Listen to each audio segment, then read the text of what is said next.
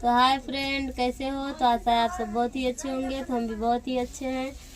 तो आज हम आप सबको कुछ बताएंगे और दिखाएंगे। देखो हमारे घर क्या बन रहा है।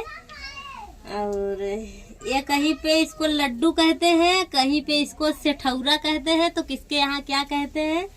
तो सेठौरा कहा थे ने मां मुनक्कवा का हो गया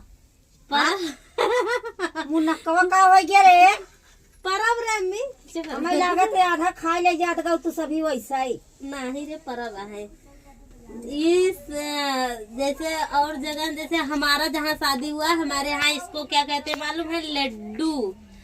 और यहाँ हमारे यहाँ मम्मी के यहाँ इसको सेठौरा कहते हैं। तो आप सब सोच रहे होंगे क्यों हमारे यहाँ सेठौरा बन रहा है। तो आप सबको हम बताएंगे क्यों बन रहा है। क्योंकि जो ममता जनपुरिया हमारे साथ पहले काम कर रही थी, उनको लड़की पैदा हुई है। मतलब हमारे घर भतीजी आई है, लक्ष्मी आई है, उन्हीं के लिए बन रहा खाने के लिए। तो दोस्तों कैसा लग रहा है कमेंट में बताना। और जिसको जिसको खाना है हमारे घर पे आ जाइए। और हम तो अपने बाबू को दिखा चुके हैं पहले से ही। हमारे बाबू कौन है?